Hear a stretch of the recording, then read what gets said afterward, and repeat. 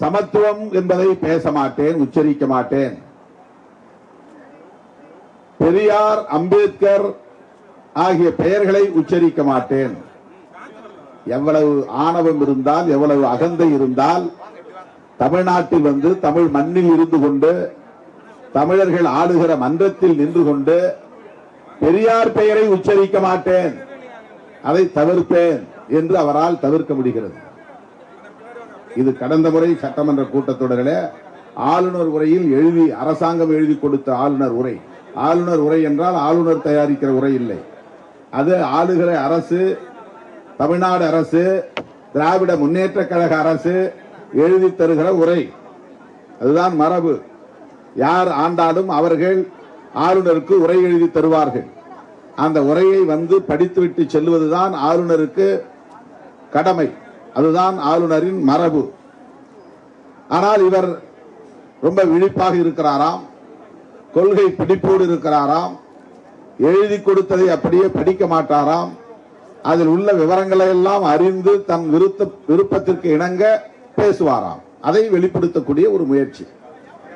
ஆகவே தமிழ்நாடு அரசு தயாரித்து கொடுத்த ஆளுநர் உரையில் அவர் பல சொற்களை உச்சரிக்காமல் கடந்திருக்கிறார், பல பத்திகளை படிக்காமல் கடந்திருக்கிறார்.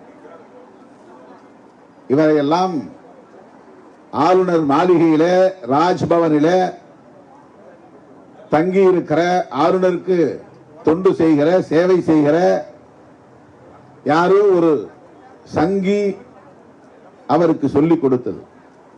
சமூக நீதி என்றால் இதற்கு இதுதான் பொருள். பெரியார் என்பவர் யார்? அம்பேத்கர் என்பவர் யார்?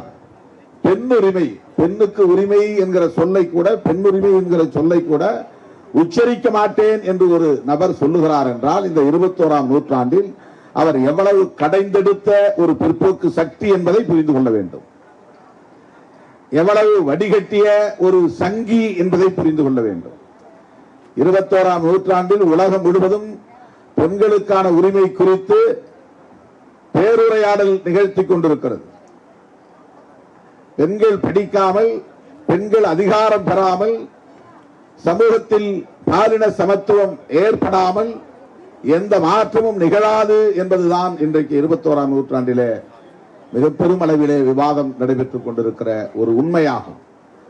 அப்படிப்பட்ட பெண்ணுரிமை என்கிற சொல்லை கூட சொல்ல அவருக்கு அவர்ஷனாக இருக்கிறது, வெறுப்பாக இருக்கிறது, பிடிக்கவில்லை. பெண்ணுரிமை என்கிற சொல்லை சொல்வதற்கு கூட அவர் தயங்குகிறார். அப்படிப்பட்ட ஒரு கடைந்தெடுத்த பிற்போக்குவாதி தான் ஆளுநர் RN ரவி. அவர் ஒரு IPS அதிகாரியாக இருந்தவர்.